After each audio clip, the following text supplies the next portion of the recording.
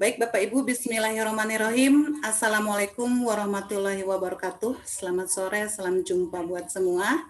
Alhamdulillah pada kesempatan kali ini kita dapat bertemu di kesempatan yang luar biasa ini, di hari yang juga sangat istimewa, di mana pada hari ini Ikatan Guru Indonesia Kabupaten Cianjur dengan komunitas pengajar penulis Jawa Barat kompak bersinergi untuk membuat sebuah acara dan akhirnya dapat menghadirkan seseorang yang sangat spesial ya Bapak Ibu ya.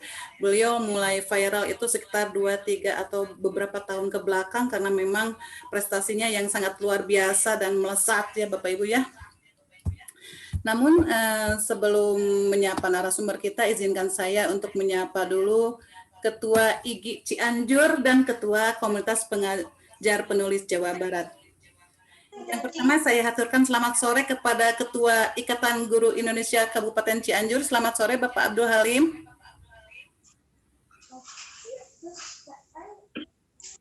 Ya, selanjutnya selamat sore juga kepada Kang Prawiro Sudirjo, Ketua Komunitas Pengajar Penulis Jawa Barat. Selamat sore Kang. Selanjutnya saya akan menyapa narasumber kita, Mr. Danang Hidayatullah. Selamat sore Mr. Yang sudah mau menyempatkan diri hadir di sela-sela kesibukannya yang sangat padat ya. Terima kasih sudah hadir, saya tahu dari pagi sampai sebelum acara ini, beliau striping acara untuk melakukan safari webinar ya. Bahkan dari hari-hari sebelumnya, tidak saja hari ini gitu ya. Semoga sehat selalu ya buat Mr. Danang. Juga kepada Bapak Ibu serta rekan-rekan semuanya. Kita mulai ya, bismillahirrahmanirrahim. Pertama-tama marilah kita panjatkan puji syukur kehadirat ilahi Robi bahwasanya pada hari ini Jumat tanggal 30 Oktober tahun 2020 akhirnya kita dapat juga menggelar kegiatan yang tentunya menarik dan sangat bermanfaat bagi kita semua ya. Kegiatan ini sekali lagi diadakan oleh Ikatan Guru Indonesia Kabupaten Cianjur dan Komunitas Pengajar Penulis Jawa Barat yang bertajuk Strategi Guru Menghadapi Perubahan. Namun sebelumnya izinkan saya untuk membacakan dahulu susunan acara pada hari ini. Yang pertama adalah pembukaan, kedua sambutan-sambutan, yang ketiga adalah paparan materi dari Mr. Danang Hidayatullah, 4 tanya jawab, 5 doa tutup. Baik Bapak Ibu, untuk mengefektifkan waktu, marilah kita buka acara ini dengan membacakan doa sesuai dengan agama dan masing-masing. Bismillahirrahmanirrahim. Menginjak kepada acara yang kedua yaitu sambutan-sambutan. Sambutan yang pertama akan disampaikan oleh Ketua Komunitas Pengajar Penulis Jawa Barat. Dalam hal ini saya haturkan kepada Prawiro Sudirjo untuk memberikan sambutannya. Silakan Kang. Assalamualaikum warahmatullahi wabarakatuh. Alhamdulillahirrahmanirrahim. Wassalatu wassalamu ala asrafil anbiya'i wal mursalin wa ala alihi washabihi ajma'in. Terima kasih kepada moderator yang telah memberikan waktu. Terima kasih kepada teman-teman yang sudah bersedia hadir dalam acara webinar kali ini yang bertema strategi guru menghadapi perubahan. Kita tahu karena pandemi ini mengakselerasi perubahan dari ruang kelas manual menjadi ruang kelas digital. Nah, ini yang harus kita sikapi bersama. Jangan sampai kita mengalah dengan teknologi, tapi harus berpacu dengan teknologi. Supaya kita bisa beradaptasi, kita harus mengikuti bagaimana caranya menghadapi perubahan. Nah, KPPPJ dan IGI Cianjur mengadakan acara ini dengan menghadirkan Mas Danang untuk membantu kita memahami bagaimana menghadapi perubahan. Terima kasih Mas Danang sudah bersedia hadir. Terima kasih Pak Ketua IGI Cianjur. Salam dari saya. Assalamualaikum warahmatullahi wabarakatuh. Waalaikumsalam warahmatullahi wabarakatuh. Terima kasih Kang Prawiro Sudirjo. Selanjutnya sambutan dari Ketua IGI Kabupaten Cianjur sekaligus membuka acara ini ya, supaya lebih itu. Kepada Bapak Abdul Halim, Disilakan, Pak.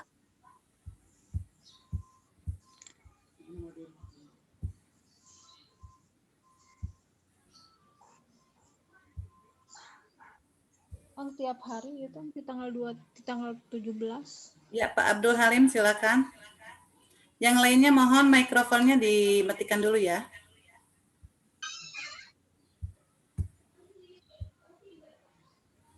Bapak Abdul Halim.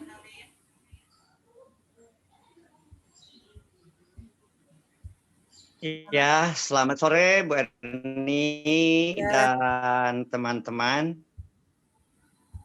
Silakan Pak. Ini langsung naik ya.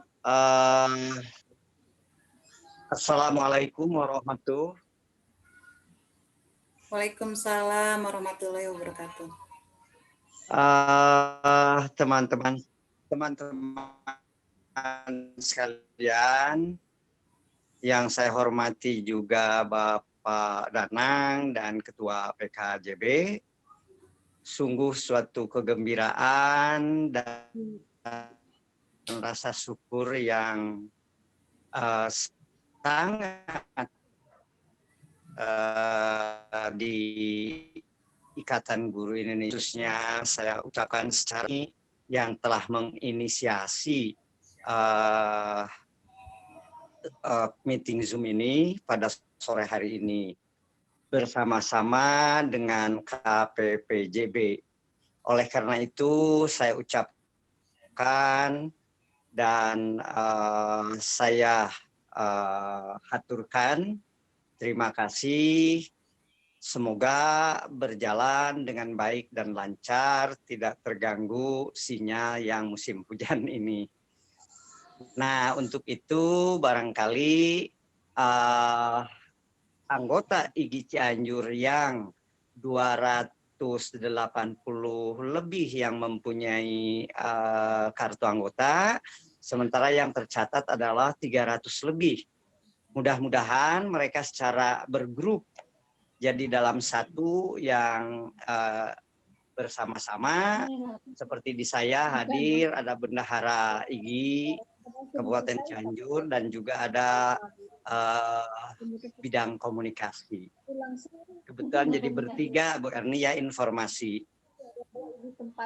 Nah, oleh karena itu saya ucapkan sekali lagi semoga kegiatan ini berjalan lancar.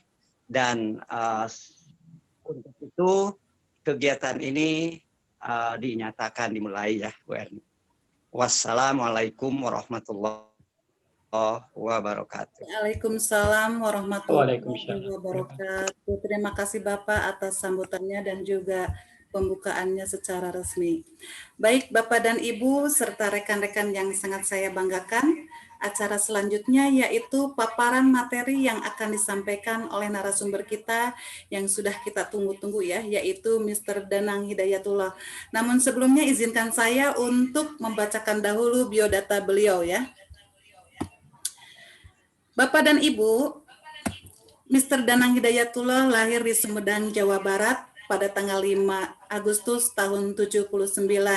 Mr. Danang ini merupakan kandidat calon Ketua Umum Ikatan Guru Indonesia yang pertama kali diajukan oleh PWIGI DKI Jakarta pada tanggal 4 Oktober 2020. Saat ini Mr. Danang adalah guru di Bina Nusantara School Simpruk Jakarta dan sedang menyelesaikan program doktoral di Universitas Negeri Jakarta. Sekarang sedang mengenyam pendidikan di Pondok Pesantren Darun Najah 4 Jakarta dan melanjutkan ke IAIN Jakarta. Memiliki sertifikat pengajar akta 4, sertifikat profesi guru, dan sertifikat sebagai asesor sekolah dari BAN. Mr. Danang selepas menjabat staf khusus Ketua Umum Ikatan Guru Indonesia, beliau juga menginisiasi School to School Training atau STST program, yaitu program pelatihan gratis bagi guru yang kemudian mendapatkan penghargaan Padma Mitra Award dari Gubernur Anies Baswedan. Luar biasa ya. Beliau juga berperan aktif di program Sustainable Development Goals, inisiator gerakan teknologi ramah anak di 5 wilayah Indonesia, berkolaborasi dengan Australian Council for Education Research Indonesia untuk riset asesmen di Jabodetabek, Singapore Education Hub untuk pelatihan guru, dan Finland Business Hub untuk teacherpreneur. Memiliki pengalaman menjadi workshop leader di International Baccalaureate, Dunia Conference, dan Guest International Conference. Tahun 2020, Mr. Danang bersama Milea Lab Sinta VR dan Seamolek menggagas 100 pionir sekolah virtual reality di 34 provinsi, termasuk Kabupaten Cianjur. Kalau tidak salah ada 3 ya. Salah satunya sekolah saya yang mendapatkan bantuan dari Milea Lab. Mr. Danang mendapatkan penghargaan Innovation Award tahun 2016 dan 2019 dari Yayasan Bina Nusantara. Demikianlah biodata narasumber kita yang luar biasa ini. Tibalah saatnya kita untuk mendengarkan paparannya. Kepada Mr. Danang, disilakan. Nuhun Bu Erni, tapi mungkin sebelum saya melanjutkan, kalau boleh, karena saya lihat posisinya mungkin host bisa tolong di-unmute dulu supaya nanti nggak ada jeda gitu. Teman-teman peserta masih banyak yang on mic-nya. Mr. Danang, namanya apa, Mr. di itunya? Pakai Mr. tidak? Enggak, maksudnya ini teman-teman pesertanya masih banyak yang on, masih banyak yang terbuka mic-nya, mungkin bisa di unmute oleh di mute oleh host. Jadi suara yang dari luar nggak masuk. Ya, sudah di mute. Bentar. Baik. Bismillahirrahmanirrahim. Assalamualaikum warahmatullahi wabarakatuh. Waalaikumsalam warahmatullahi wabarakatuh. Alhamdulillahilladzi waqtafa, asyhadu an la ilaha illallah, wa asyhadu anna Muhammadar Rasulullah. Allahumma sholli ala sayyidina Muhammad wa ala ali sayyidina Muhammad walhamdulillahi rabbil alamin. Ini saya baru selesai, saya udah belum Bu Erni juga.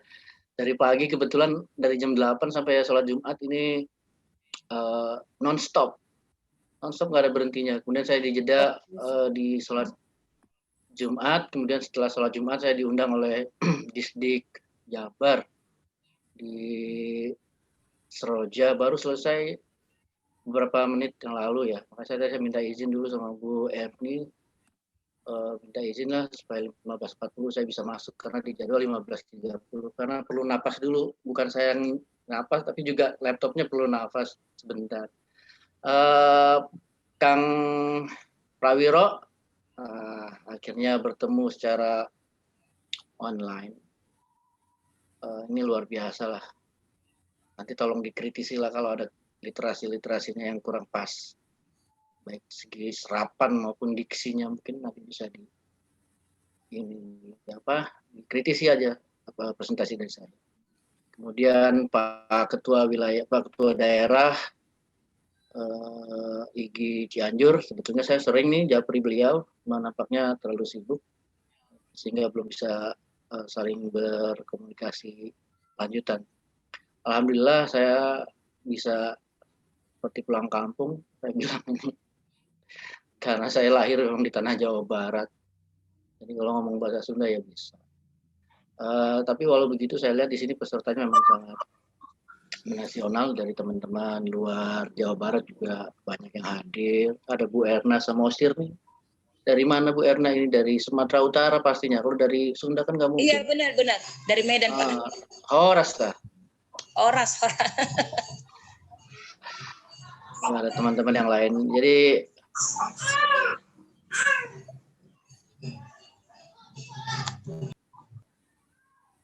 saya santai aja ya, karena ini bentuknya berbagi, sharing sesuai dengan moto IGI, sharing and growing together, berbagi dan tumbuh bersama. Saya selalu ingat bahwa setiap mengisi sesi bukannya berarti saya menggarami air laut, karena teman-teman yang hadir di sini sudah pasti adalah guru-guru yang kompeten, guru-guru yang berprestasi, dan guru-guru yang memiliki karakteristik yang berbeda, karena setiap kita punya kemampuan, punya talent yang berbeda-beda. Kalau tadi disebutkan kurikulum kita saya seperti itu, ya memang jalannya seperti itu. Artinya saya mungkin tidak bisa membuat buku seperti Pak Prawiro, tidak bisa membedah naskah, membuat kegiatan-kegiatan literasi yang sehebat itu, karena pada hakikatnya mungkin saya bukan di situ bidangnya, gitu. Atau mungkin seperti Bu Erni yang bisa bikin kegiatan banyak sebanyak itu dengan konsistensi yang luar biasa, mungkin saya tidak bisa. Tapi ada sisi lain yang mungkin saya bisa berikan untuk teman-teman yang lain. Jadi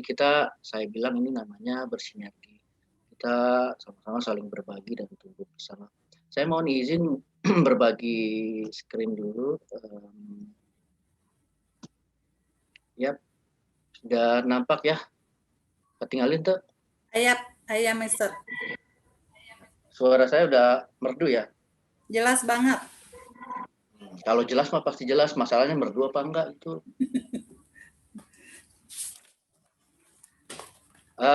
Baik, kita mulai. Ini adalah tagline yang sering saya tulis di berbagai macam media sosial, baik di grup WhatsApp, di Facebook, Instagram saya, terkait dengan wacana perubahan. Karena memang saya mendalami di change management dan organization behavior. Seperti tadi saya disebut, saya sedang mengambil program doktoral di Universitas Negeri Jakarta, concentrate di human resource management, bagaimana kita bisa memanage manusia. Bergerak menggerakkan perubahan, ini tentu ada filosofinya. Mengapa saya memberikan tagar bergerak? Karena di situasi yang saat ini kita butuh energi, butuh kekuatan untuk tetap bertahan, dan caranya kita bertahan tidak bisa dengan diam, tapi harus dengan bergerak. Kemudian menggerakkan. Kenapa kita harus menggerakkan?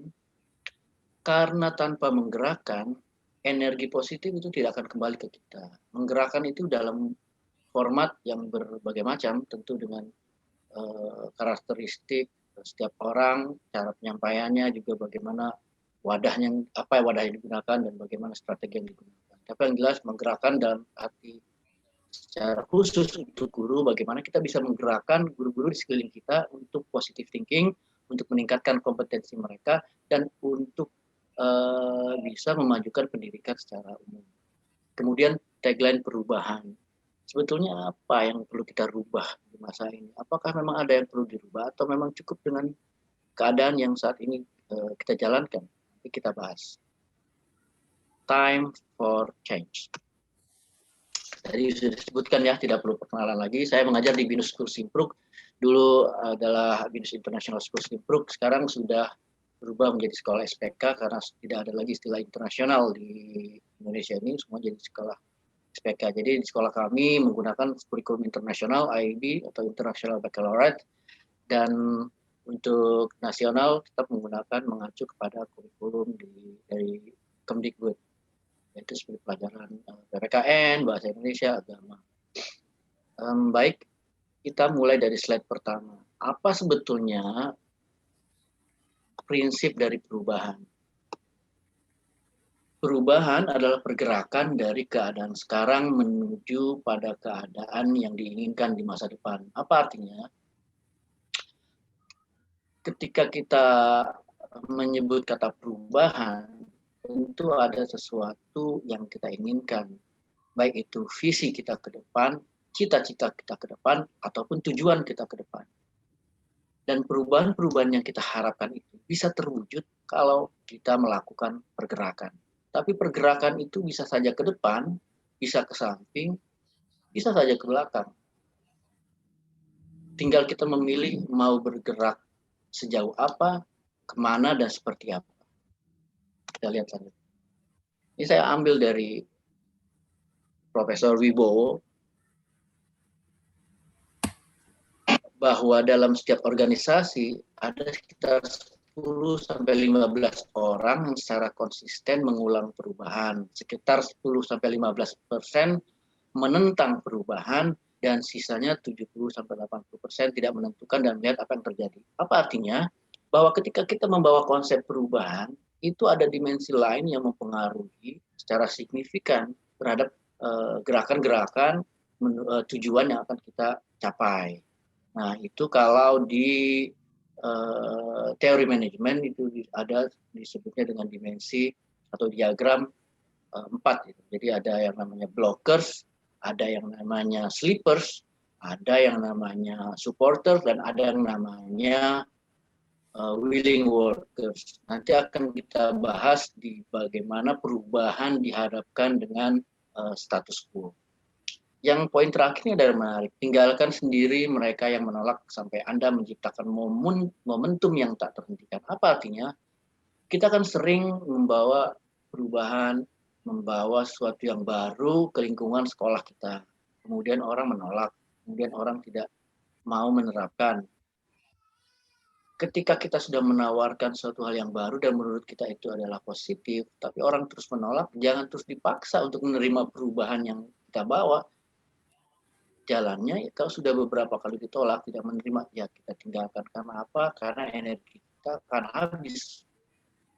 Ibu atau bapak, teman-teman barangkali merasa saya sudah mendapatkan pelatihan yang cukup dari kegiatan pelatihan yang bapak ibu hadiri di Kemdikbud, di dinas ataupun dari organisasi profesi yang bapak ibu ikuti. Tapi kemudian saat membawa perubahan ke sekolah tidak diterima, itu ada butuh kita strategi, taktik, dan metode bagaimana supaya perubahan itu diterima dengan baik di sekolah atau di tempat kita mengajar. Mengapa sebetulnya kita harus berubah? Pertama, karena ada rasa tidak nyaman. Rasa tidak nyaman ini ada faktor internal dan eksternal. Kalau guru itu rasa tidak nyamannya, misalkan faktor internalnya dalam diri kita. Wah, ini gaji tidak naik-naik. Level jabatan tidak naik-naik. Kemudian ini kok dari CPNS nggak naik-naik PNS, kok dari honorer kok nggak naik-naik. Ada rasa tidak nyaman, merasa ada yang terusik dalam diri kita sehingga kita mengharapkan harus ada perubahan. Gitu. Yang kedua adalah kebutuhan adaptasi. Kita merespon perkembangan zaman sehingga kita tidak ketinggalan zaman. Kebutuhan adaptasi ini dibutuhkan oleh setiap orang. Kemudian stagnasi. Kenapa? Karena kita merasa bahwa kita stagnan. Kita berada di tempat, jalan di tempat, kita mau maju, tapi kita tidak tahu harus melakukan apa. Tapi kita ingin berubah. Nah, itu keinginan itu adalah salah satu dasar landasan mengapa kita harus berubah. Karena intinya kita ingin beranjak dari keadaan hari ini yang membuat kita tidak nyaman. Membuat kita merasa kita tertinggal atau bahkan mungkin merasa kita tidak digunakan, tidak dipakai atau tidak dihargai oleh orang lain, mungkin oleh komunitas yang lain. Ada beberapa faktor penyebab perubahan. Yang pertama adalah perkembangan teknologi. Ini kita sebut dengan era disrupsi. Kita bahas sedikit bagaimana di zaman dahulu seorang Clayton itu di jurnalnya menyebut bahwa manusia akan serta-merta digantikan oleh mesin. Dan ketika manusia digantikan oleh mesin, maka era ini sudah berganti secara masif. Hal-hal yang sebelumnya kita pikirkan tidak bisa dikerjakan oleh mesin bisa dikerjakan oleh mesin. Bahkan sekarang banyak aplikasi-aplikasi yang kita gunakan dan secara tidak langsung itu telah merubah karakteristik keinginan kita atau pekerjaan kita dan segala macam. Kemudian kondisi ekonomi ini terjadi di masa-masa era revolusi industri. Kompetensi global hari ini masih terjadi. Kalau di dunia pendidikan tentu saja ada yang kita sebut dengan pendidikan yang secara plural atau pendidikan yang kita pikir datang dari dunia barat misalkan. Ini sangat mempengaruhi apa yang disebut dengan perubahan. Kemudian ada perubahan sosial dan dengan tantangan internal. Internal ini bisa kalau misalkan pribadi, personal, maka hadir dari dalam diri kita. Mungkin kita keinginan untuk berubah yang saya sebut tadi, atau mungkin dari tantangan internal di organisasi yang kita ikuti. Nah, ini menarik. Saya agak sedikit panjang membahas ini. Bagaimana sih kita ingin membawa perubahan-perubahan yang kita anggap positif ke lingkungan kita? Ini adalah salah satu model perubahan faktor yang saya pelajari, saya dalami, dan saya coba terapkan di lingkungan organisasi Ikatan Guru Indonesia. Ketika kita ingin melakukan perubahan, itu pasti ada suasana atau situasi, kondisi di mana kita merasa bahwa kita sudah terdesak atau keadaan kita itu disebut di sini dengan establishing a sense of urgency. Jadi artinya apa? Artinya ada rasa bahwa kita perlu berubah, gitu. Kemudian juga mengapa kita ada di dalam suasana yang keterdesakan, karena mungkin sekeliling kita sudah maju semuanya. Jadi sehingga kita merasa terdesak bahwa kita harus berubah. Dan suasana keterdesakan ini bisa terjadi secara spontan dan bisa juga terjadi karena kita yang membuatnya. Artinya kita sendiri yang menciptakan rasa keterdesakan itu. Bahwa semua guru-guru di sekolah saya sudah bisa menggunakan Microsoft Office 365. Semua guru-guru di sekolah saya sudah bisa menggunakan platform baru, platform digital baru. Saya masa ketinggalan, ini sudah terdesak, saya harus bergerak berubah. Nah, keterdesakan model ini adalah keterdesakan individu yang lahir dari keinginan sendiri, dan keterdesakan itu atau sense of urgency itu diciptakan oleh kita personal. Kemudian pada tahap berikutnya ketika kita sudah merasa bahwa ini sudah dalam situasi terdesak, kita harus berubah, kita kemudian masuk ke dalam tahap yang kita sebut dengan creating the guiding coalition. Apa itu? Kita harus punya kolega, kita harus punya orang-orang terdekat kita, guru-guru yang mau kita ajak berubah. Misalkan di sekolah kita ada 50 guru, kita sadar bahwa kita harus berubah karena terdesak. Kita cari guru-guru 2, 3, 4 orang, kita kumpulkan. Kalau di sini bahasanya coalition, kalau bahasa saya sinergitas. Bagaimana kita mengumpulkan teman-teman yang memiliki visi yang sama untuk berubah, itu kita ajak diskusi, ngobrol bareng, ini loh bahwa kita harus berubah, kita harus melakukan perubahan karena begini-begini segala macam. Ketika 4-5 orang teman-teman kita ini sudah bersinergi, kemudian kita mencoba developing a vision and strategy. Apa itu? Kita membangun visi kita ke depan, strateginya untuk melakukan perubahan seperti apa. Ketika kita sudah mendapatkan visi dan strategi, kemudian kita mencoba komunikasikan visi tersebut ke teman-teman yang lebih luas. Misalkan saya, kalau tadi disinggung oleh Bu Erni, saya adalah salah satu calon Ketua Umum Ikatan Guru Indonesia tahun Januari 2021 sampai 2026. Saya punya visi, misalkan saya ingin menjadikan IGI di masa mendatang di tahun 2021 sampai 2026 itu sebagai IGI, sebagai organisasi profesi yang bertaraf internasional, yang bisa adaptif, progresif, dan inovatif. Misalkan seperti itu. Kemudian apa strateginya? Tentu turunan dari visi adalah misi. Misinya apa? Yaitu sinergitas, kemudian bagaimana kita memberdayakan teman-teman, kemudian bagaimana kita menciptakan kebaruan-kebaruan inovasi, kemudian bagaimana kita bisa menggunakan teknologi digital dengan efektif sehingga bisa membangun organisasi ini lebih cepat dan lebih berarti buat orang banyak. Nah, selanjutnya setelah kita mendapatkan visi dan strategi, kita berlanjut ke tahap selanjutnya, yaitu bagaimana kita bisa mengkomunikasikan visi yang sudah kita ciptakan, kita rencanakan bersama, itu ke orang lain.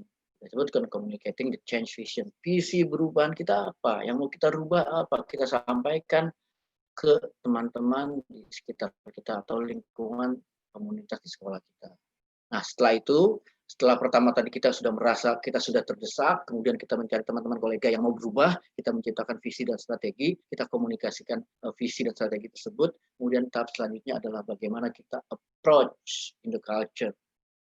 New approach in the culture artinya pendekatan melalui budaya. Kan kalau budaya itu pendekatan yang paling cepat kita serap, misalkan kita budaya bahasa, baju, pakaian, segala macam, itu kalau paling cepat masuknya. Dan paling di era milenial ini kalau melihat orang satu tren, itu pasti cepat masuknya. Begitu pula perubahan-perubahan yang akan kita bawa. Kita masuknya ke budaya. Apa maksudnya? Kalau misalkan di sekolah kita yang tadinya tidak bisa menggunakan digital atau tidak biasa menggunakan digital, sementara perubahan yang akan kita bawa adalah paperless, atau pengurangan minimize kertas, kita harus mengkondisikan dulu budaya di sekolah kita untuk menerima perubahan yang kita bawa, yaitu dengan cara misalkan perlahan-lahan kita mengenalkan tentang software, tentang hardware yang mendukung dari perubahan-perubahan digital yang akan kita bawa. Kemudian setelah itu tahap selanjutnya adalah consolidating gains and bringing more change. Itu tahap yang paling menantang, di mana kita harus bisa mengkonsolidasikan dan kita anggap bahwa yang setelah pembentukan budaya itu adalah sesuatu tantangan untuk ke depan. Bagaimana kemudian katakanlah tadi kita membawa perubahan digital ke sekolah, itu harus serta-merta diterapkan di semua lini atau elemen di sekolah, baik itu di murid, baik di kepala sekolah maupun di usaha katakanlah. Pada akhirnya ketika kita sudah menciptakan produk atau inovasi-inovasi yang terkait dengan perubahan yang kita bawa ke sekolah, itu akan ada nanti produk yang dihasilkan. Misalkan kita memiliki produk digital, media pembelajaran digital yang kita ciptakan dalam bentuk misalkan startup, atau yang paling sederhana mungkin misalkan di platform Office 365 misalkan menggunakan Sway. Nah, setelah ada produk itu orang melihat, oh ternyata kita bisa atau sanggup menggunakan digital untuk dikoneksikan dengan media pembelajaran, dan akhirnya terciptalah media pembelajaran. Setelah digunakan ternyata enak dan guru-guru itu melihat, wah ini bagus juga digunakan. Nah, artinya mereka sudah tertular virus positif itu. Kemudian setiap kelas menggunakan produk itu, nanti ketika semua sudah menjamur di sekolah dan ada perubahan yang cukup signifikan di sekolah, katakanlah yang tadinya bukan digital oriented menjadi digital oriented, itu ada yang disebut dengan tahap selanjutnya, itu generating short term wins. Jadi istilahnya kalau dalam bahasa Kotter adalah merayakan kemenangan-kemenangan kecil. Apa sih kemenangan kecil? Ya kita senang gitu dengan startup atau digital media pembelajaran yang kita buat, maka kita harus menularkan lagi ke orang lain. Kemudian kita harus mengupgrade lagi media pembelajaran yang kita buat tadi. Setelah itu setelah kita benar-benar berkembang, kita tularkan lagi secara lebih masif, progresif ke lingkungan luar yang lebih luas. Dan nanti itu kita sebut dengan empowering broad-based action. Itu kalau sudah menularkan virus-virus positif keluar dengan perubahan-perubahan yang kita bawa, itu akan menginspirasi orang banyak dan akhirnya kita akan diterima. Artinya apa? Konsep, misi, visi, strategi kita yang selama ini mungkin diajukan oleh orang lain, tidak dianggap oleh orang lain, ketika ada hasilnya, itu akan menjadi suatu bahan apresiasi tersendiri dari orang banyak. Kemudian kita berlanjut ke sini. Ini yang saya tadi bahas tentang dimensi, ada 4 dimensi di mana perubahan-perubahan yang kita bawa ini tidak serta-merta berhasil. Karena memang ada challenge di situ, ada tantangan di situ yang perlu kita lalui. Kalau orang bilang, kalau misalkan kita ingin berjuang, tapi di depan itu tidak ada kawat berduri yang mengantang, itu artinya sama sekali sama dengan bukan berjuang, tapi kita hanya melewati jalan-jalan setapak biasa. Nah, apa hubungannya dengan ini?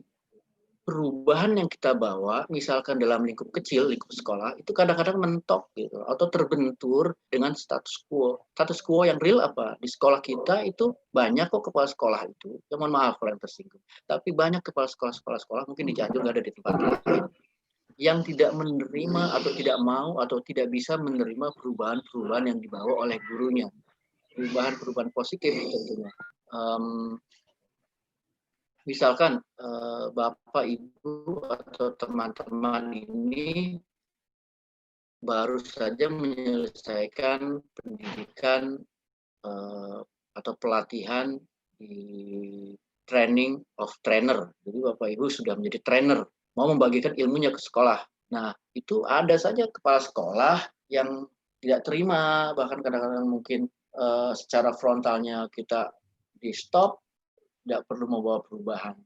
Nah, perubahan-perubahan melawan status quo ini sangat menjadi perhatian kita, khususnya di lingkungan pendidikan. Makanya kenapa perubahan-perubahan yang kita bawa harus dengan strategi yang pas. Bukan strategi yang benar, tapi strategi yang pas. Nah, terkait status quo 4 dimensi tadi, ada yang saya bilang blockers. Jadi di sisi sini blockers. Blockers ini apa? Blockers adalah setiap kita membawa perubahan ke sekolah, itu selalu diblok. Nggak boleh, nggak boleh, nggak boleh, nggak boleh, ditentang. Jangan. Di tempat lain aja. Itu blockers. Itu untuk mentah-mentah dia. Mau dirayu seperti apapun, mau kita apapun itu dia menolak perubahan yang kita bawa. Blockers. Kemudian yang kedua adalah sleepers. Sleepers ini ya orang males-males, dia mau berubah apa nggak berubah nggak tahu, nggak jelas. Kita ajak berubah dia mau, ketika kita suruh bergerak dia nggak mau, jadi malas-malasan. Kita akan menghadapi orang ini. Kemudian yang ketiga adalah orang-orang dikategorikan sebagai willing workers. Willing workers adalah orang-orang yang mau dia untuk berubah, tapi perlu didorong gitu. Ayo berubah, ayo ikutin perubahan, ayo kita bergerak, ayo. Harus ada sugesti, harus ada motivasi dari kita dan support dari kita. Tapi ada yang menarik lagi adalah orang-orang yang betul-betul support dan betul-betul positive thinking terhadap perubahan-perubahan yang kita bawa. Jenis manusia apakah ini? Nah, di dalam kuadran itu, di antara blockers, kemudian sleepers dan willing workers, itu ada yang kita sebut dengan supporters. Supporters ini luar biasa. Setiap kita nawarkan perubahan, ini kita ada yang baru loh, kita bikin penerapan pembelajaran, media pembelajaran ini, dia langsung, wah bagus nih, ayo kita jalankan. Nah, dari satu sekolah, misalkan adik, Bapak Ibu, teman-teman ada 50 guru, dari satu sekolah itu, mungkin di atas 50% posisinya adalah blockers. Menolak perubahan. Dan mungkin sekitar 10% itu adalah supporter, dan bahkan mungkin yang sleepers mungkin lebih banyak, tergantung karakteristik setiap sekolah. Tadi di awal sudah kita perlihatkan bagaimana ternyata perubahan-perubahan itu tidak mudah. Dari ada hitungan persennya sekitar 10-15% kategori ini, kemudian 80% adalah kategori ini. Nah, begitupun di sekolah. Makanya kenapa ketika ada 50 guru di sekolah dan kita menemukan supporter atau pendukung kita untuk melakukan perubahan, jangan pernah disia-siakan. Misalnya kita menemukan, ternyata cuma 2 orang nih teman kita atau 3 orang teman kita ini yang mau berubah dan mau diajak perubahan, jangan pernah sia-siakan kesempatan. Karena kesempatan yang pertama beda dengan kesempatan yang kedua.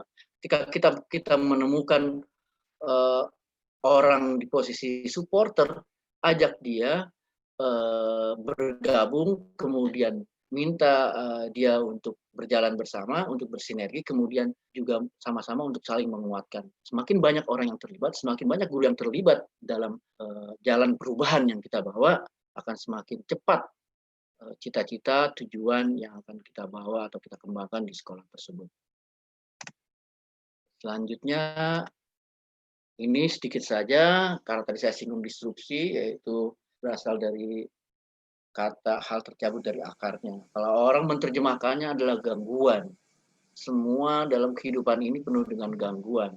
Jadi kalau dianalogikan hal tercabut dari akarnya adalah sesuatu yang normal kemudian menjadi tidak normal.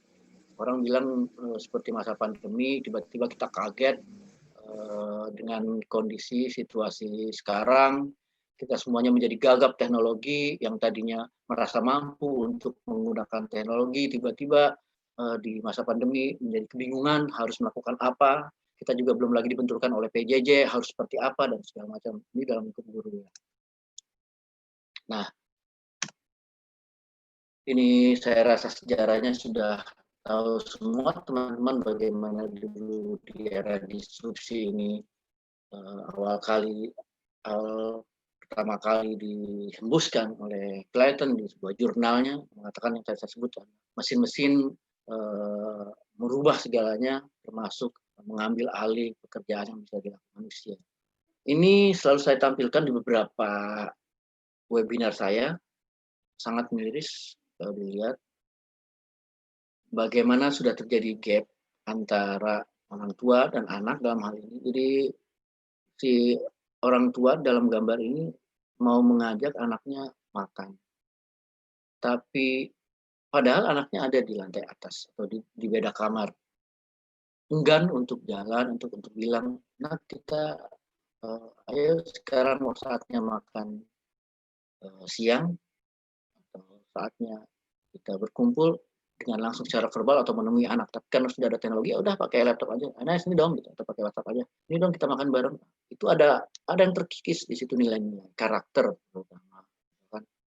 Bagaimana kita sudah lagi merasa lebih dekat ke teknologi ketimbang dekat secara emosional. Ini menjadi tantangan tersendiri nanti hubungannya dengan perubahan-perubahan yang ada dan karakteristik murid.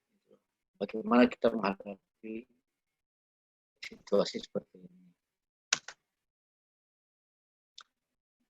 Ini sekedar gambaran, biasanya saya tampilkan secara rinci, tapi ini saya cukup mengambil dari tahun 2019 bagaimana waktu yang digunakan rata-rata kita menggunakan media yang ada. Ini hampir 8 jam, 36 menit menggunakan internet via any device. Artinya bisa pakai laptop, bisa pakai tablet, bisa pakai handphone. Bahkan 8 jam. Kemudian juga media buat untuk using sosial media, menggunakan internet digunakan untuk sosial media, Facebook, WhatsApp, Instagram, segala macam, hampir 3 jam 26 menit. Kemudian rata-ratanya untuk streaming, video, dan segala macam 2 jam.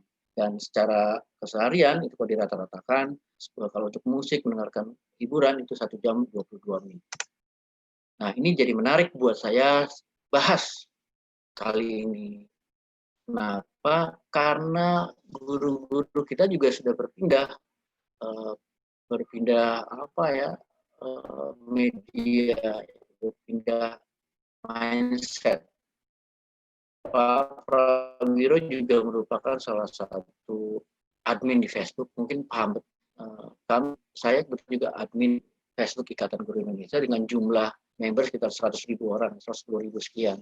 Itu terjadi pergeseran sekarang melihat perubahan-perubahan Facebook itu tentang ya web yang berita-berita terkini atau bahan-bahan diskusi. Sekarang saya lihat, saya analisis hampir 80% postingan yang masuk di grup Facebook Ikatan Guru Indonesia adalah link YouTube. Artinya guru-guru sudah mulai menjadi konten kreator, itu baik itu YouTube-nya, channelnya itu memuat tentang media pembelajaran atau hal-hal yang lain yang berhubungan dengan pendidikan. Ini jadi menarik karena dalam jangka waktu 2-3 bulan di masa pandemi ini sudah terjadi pergeseran status lah katakan. Kemudian ini kita lihat yang menariknya, kenapa saya tampilkan ini, kalau dilihat dari selama ini yang dicari, yang ditonton oleh kita di Indonesia bukanlah tontonan, katakanlah tonton yang mempersatukan pendidikan, tapi lebih cenderung kepada entertainment, pada hiburan, lagu, film, live, itu kabar. Ini kan berdasarkan the keyword gitu, search. Dan ini jadi menarik, apakah kita lihat nanti di tahun 2022, 2023, apakah akan terjadi pergeseran? Misalkan karena saking banyaknya guru-guru yang menjadi konten kreator, membuat media pembelajaran, lalu di YouTube di kuasa 1 jadi media pembelajaran, atau nomor 2-nya menjadi dunia pendidikan, jadi lagu, film, DJ tergeser. Ini jadi menarik. Jadi kalau menjadi akan ada. Ini awal Pak Nadiem masuk di era menyambung kompetensi, kita masuk urusan kesiapan kita memasuki di mana masih tidak mutu, dan ini hal yang harus sudah disambung menuai kontroversi. Tapi pada kenyataannya beberapa statementnya banyak juga yang mengiyakan. Artinya ada tantangan, ada perubahan yang perlu kita sadari dan perlu kita sikapi baik secara personal maupun secara komunitas dan secara luas. Startup ini berkembang begitu masif sehingga kalau teman-teman rajin melihat membuka Play Store atau mengunduh platform itu akan terlihat jelas bagaimana Bali Baru Digital Baru memuat pembelajaran ini menjadi tantangan sendiri dengan media pembelajaran atau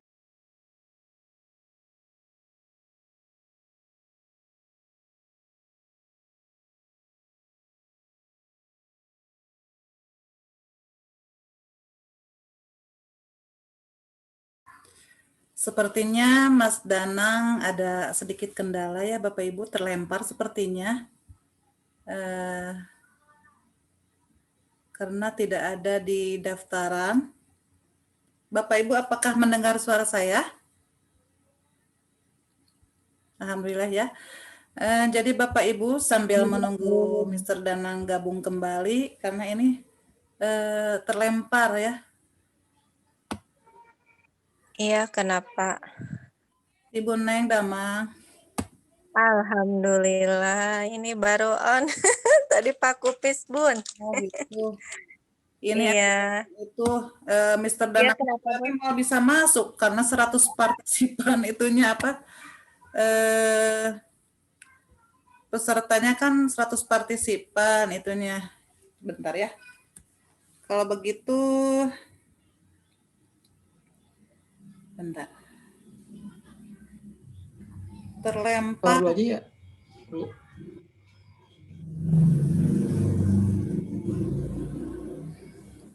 Bentar ya. Sebentar. Pak Ketua sehat.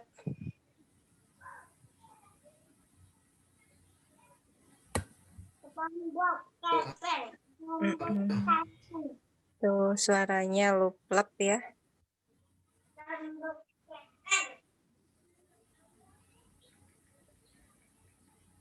Bentar ya. Mudah-mudahan Pak Ketua bisa Mr. Danang bisa masuk lagi. Bismillahirrahmanirrahim. Teh Tuti Damang, Teh Tuti Heriati. Aduh. Mr. Danang masuk tehnya biayanya. Bentar. Aduh, keburu sama yang lain. Mr. Danang masuk.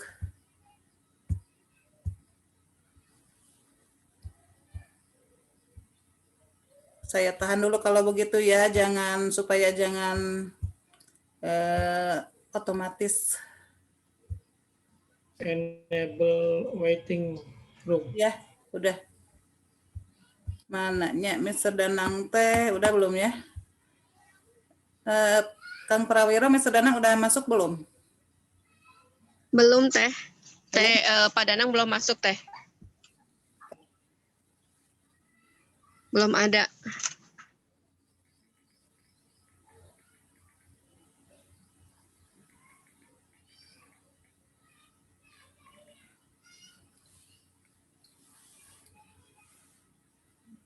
Mudah-mudahan masuk ya sekarang ya.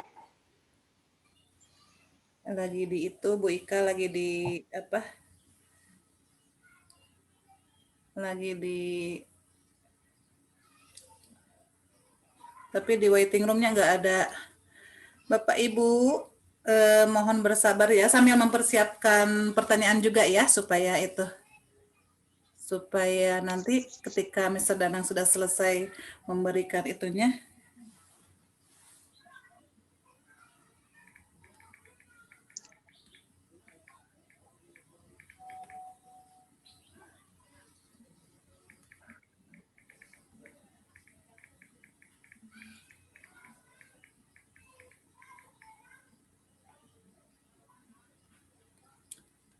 Bentar ya.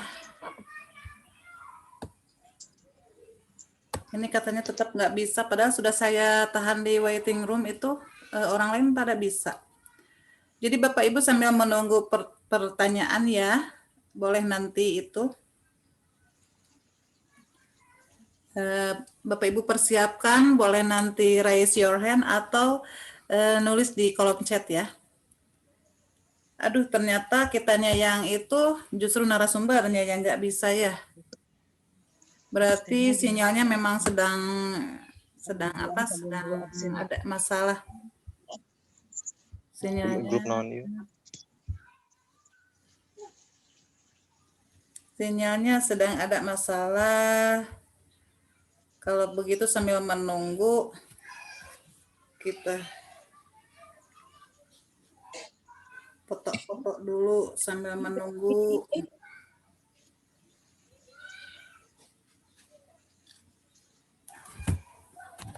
Nah, sudah muncul Mr. Danangnya, saya admit dulu ya. Oke.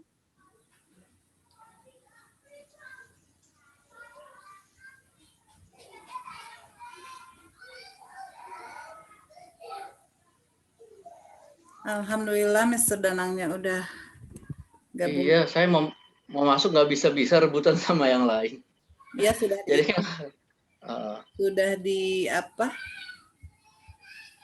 Sudah ditahan sama saya. Oke. Mohon maaf ya, saya juga nggak tahu nih tiba-tiba terlempar. Kita lanjutkan ya, agak saya percepat deh. Jadi sampai sini ya. Ya.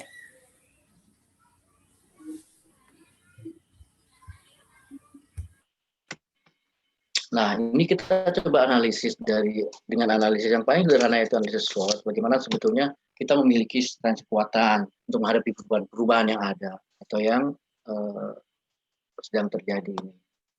Bu Erni, suara saya putus-putus nggak ya?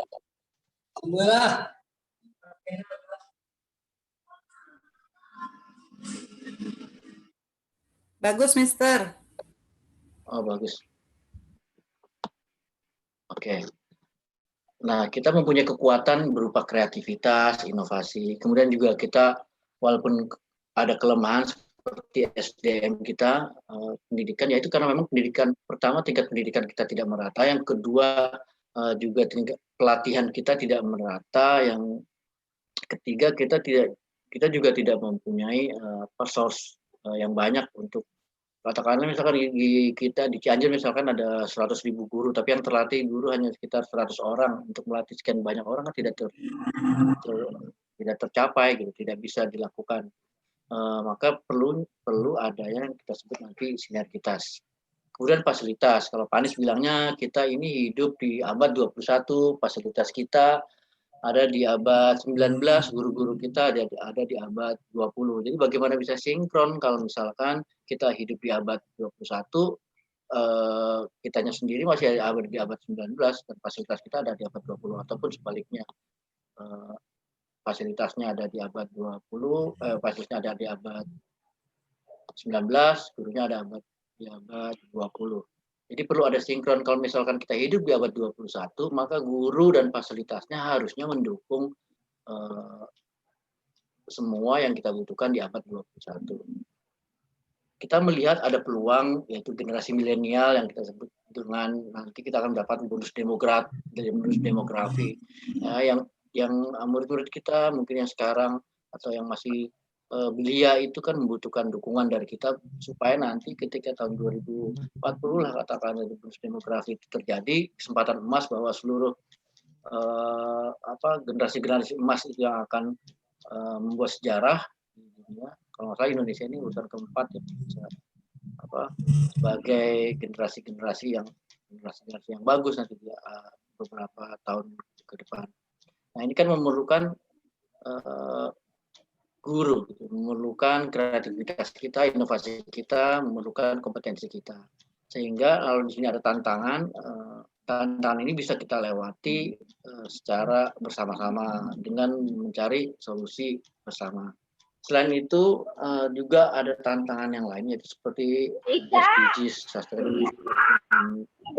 Ida, mandilah.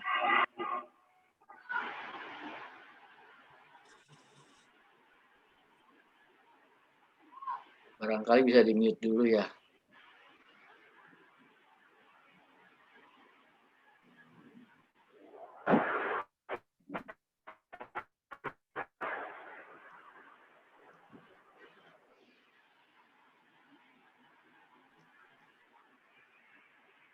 Admin bisa mute.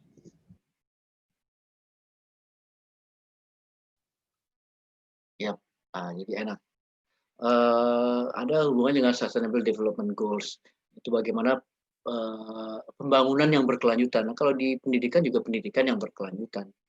Bagaimana ini kemudian kita, kalau misalkan ada pelatihan yang akan kita adakan, yaitu pelatihannya tidak bisa berhenti di 1 bulan saja, harus berkelanjutan selama 1 tahun, 2 tahun, 3 tahun, sehingga efek atau impact-nya terhadap murid-murid kita itu bisa kita rasakan bersama. Kemudian berlanjut ke sini, ini sedikit aja bahwa populasi kita yang sekarang terkotak-kotak kalau orang mendefinisikannya, membagi generasi X, Y, Z, dan segala macam. Dengan tingkat karakteristik yang berbeda-beda, misalkan di generasi Z bagaimana kreativitas, mungkin stres atau mungkin motivasinya lebih besar. Kemudian di baby boomer, ini mungkin ada dari Bapak Ibu yang masuk dalam kategori baby boomer, itu lebih cenderung idealis. Kemudian tapi sifatnya demokratis, dan juga kalau dari sosial itu lebih percaya diri. Nah, ini saya ingin mengambil sebuah intisari dari buku Managing Millennials-nya Kevin Phillips. Jadi 2 hal yang terpenting itu di menghadapi perubahan-perubahan saat ini yang kita koneksikan dengan era milenial. Itu yang pertama, bagaimana kita bisa mengencourage, bisa mendorong siswa-siswa kita, kalau di pendidikan siswa-siswa kita untuk bebas dalam artian bebas berpikir. Kalau di Kemdikbud kan bilangnya merdeka belajar. Kalau kita bebas berpikir, berkreasi, berinovasi, dan mereka bebas untuk bereksplorasi gitu. Jadi ada kebebasan yang kita dukung dengan batasan-batasan. Nah, bukan sekedar tekstual, artinya bukan textbook. Jangan mengarahkan murid-murid kita itu untuk membaca bab 1, bab 3 besok ujian. Nah, ini tidak masuk di era milenial, apalagi kita menerapkannya ke murid-murid kita yang memang mereka sudah dicap, distempel sebagai era milenial, sebagai generasi milenial. Kemudian yang kedua adalah culture. Bagaimana kita mencoba melakukan pendekatan yang kita bawa itu menjadi budaya, itu budaya belajar gitu. Jadi sebagai pembelajaran buat murid-murid kita. Ketika kita sudah memberikan yang pertama kebebasan untuk bereksplorasi, kebebasan berpikir, kemudian kita menciptakan lingkungan atau budaya belajar secara baik, ini kita akan mudah untuk mencapai atau untuk melakukan perubahan-perubahan, khususnya kepada generasi-generasi milenial. Ini saya rasa sudah sering banyak orang melihat tentang result dari World Economic Forum tentang analisis apa sih kebutuhan masa depan, masa ini dan masa akan datang atau masa lalu terhadap hubungannya dengan kemampuan katakanlah kalau di guru peserta didik. Seperti misalkan di 2015 lalu yang dibutuhkan itu bagaimana complex problem solving, jadi bagaimana bisa menyelesaikan masalah yang tidak sederhana. Kemudian di tahun 2020 tiba-tiba di complex problem solving masih dibutuhkan. Kenapa? Gitu. Dan di tahun 2022 sudah bergeser nomor 1 misalnya analytical thinking innovation. Tapi sebetulnya ini erat sekali. Artinya apa? Misalkan di 2022 skill yang dibutuhkan nanti itu adalah nomor 1-nya analytical thinking and innovation. Nah ini kan analytical thinking ini kan base-nya inquiry base. Jadi inquiry itu sering orang yang sering bertanya, sering ingin mencari tahu, dan segala macam. Kemudian inovasi ya tidak terlepas dari perubahan-perubahan itu. Makanya kenapa manajemen perubahan itu menjadi penting, baik manajemen perubahan untuk individu maupun manajemen perubahan untuk komunitas, karena mengarahnya ke sini akan ada nanti inovasi-inovasi yang tercipta dari perubahan-perubahan yang kita bawa. Ini juga sudah banyak dibahas barangkali tentang abad 21, bagaimana kita mensinkronkan antara informasi, teknologi, antara karir, dan bagaimana kita seharusnya melakukan strategi atau metode pembelajaran di abad 21. Ini yang menarik, pendidikan 4.0 adalah pendidikan antara manusia dan teknologi. Yang paling menarik adalah tentu di bagian kualitas karakter, karena mesin tidak bisa menggantikan manusia, dan manusia ada keterbatasan untuk melakukan hal yang bisa dikerjakan oleh mesin. Tapi satu hal yang saya ingat dari Jack Ma, karena dia ada sangat founder Alibaba yang sangat mendunia, kemudian juga memiliki visi misi yang sangat luar biasa, bahwa sesungguhnya bukan mesin yang harus menggantikan manusia, tapi tugas manusia mengendalikan mesin. Ini penting, mengapa? Karena kita jangan sampai terjebak bahwa teknologi yang ada sekarang itu adalah sebagai mesin yang untuk merubah kita, atau mesin yang mengendalikan kita. Tapi teknologi yang ada sekarang itu adalah sebagai tools atau alat yang bisa dan harus kita kendalikan supaya tujuan-tujuan kita tercapai. Jadi bukan pada posisi mesin mengendalikan kita, tapi kita yang mengendalikan mesin, atau dalam ranah ini teknologi. Ini adalah sebuah refleksi yang sederhana, siapa, apa, kapan, di mana, kenapa, dan bagaimana. Kita harus mulai dari diri kita kalau mau berubah. Siapa diri kita ini? Kemudian apa yang akan kita bawa ke depan? Kapan kita akan lakukan perubahan itu? Di mana? Mulai dari mana perubahan itu? Kenapa perubahan itu harus kita bawa? Dan bagaimana caranya? Bagaimana perubahan itu bisa kita bawa? Ini efek positif sosial media. Ini barangkali sudah banyak dikupas, jadi saya lewatkan. Ini sekedar showing bahwa di IG terkait dengan perubahan-perubahan, kita sudah ada kanal pelatihan yang jumlahnya puluhan, mungkin sampai 90 kanal. Ini yang saya tunjukkan adalah 2 kanal yang cukup aktif, yaitu kanal pelatihan. Kanal pelatihannya adalah terobosan di 5 tahun belakangan ini, bagaimana pengetahuan yang dimiliki dengan pengetahuan yang kita menciptakan produk. Sanok ini satu guru satu inovasi, ratusan barangkali ribuan produk yang tercipta dari kanal-kanal pelatihan Ikatan Guru Indonesia yang ada.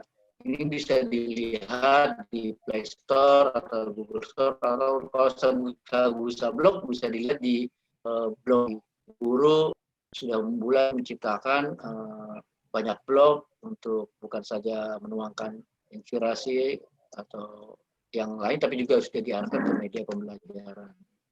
Nah, rangkumannya adalah bahwa era disrupsi membutuhkan 3 hal, adaptabilitas, inovasi, dan budaya. Tanpa kita bisa beradaptasi, kita akan ditinggal oleh zaman, tinggal oleh murid-murid kita. Dan yang kedua adalah inovasi, tanpa ada kebaruan, tanpa suatu hal yang kita tawarkan, kita akan stuck. Dan yang ketiga, bagaimana kita bisa menjaga budaya yang kita miliki, dan juga bisa menciptakan budaya baru yang baik untuk menyongsong perubahan. Nah, kesiapan untuk perubahan. Pertama, siapkan konsep Bapak, Ibu, teman-teman mau merubah kehidupan apa, mau merubah seperti apa. Konsep yang jelas nanti akan lari ke sana kemana. Jelas perubahan. 2, memiliki kompetensi. Harus punya skill, harus punya kemampuan bahwa perubahan yang kita bawa ini ada dasarnya, ada filosofinya, dan saya punya ilmu yang cukup untuk melakukan perubahan-perubahan. Dan yang ketiga adalah koneksi. Saya sering bisa di-mute dulu barangkali ya.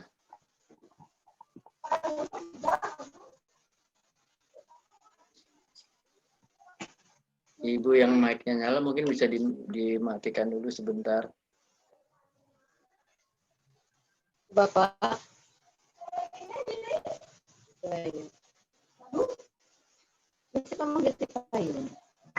Bisa dapat ini yang nge-mute.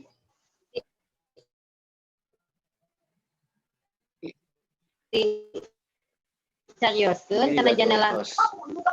Oke. Heeh, biar lempang ka deket jendela.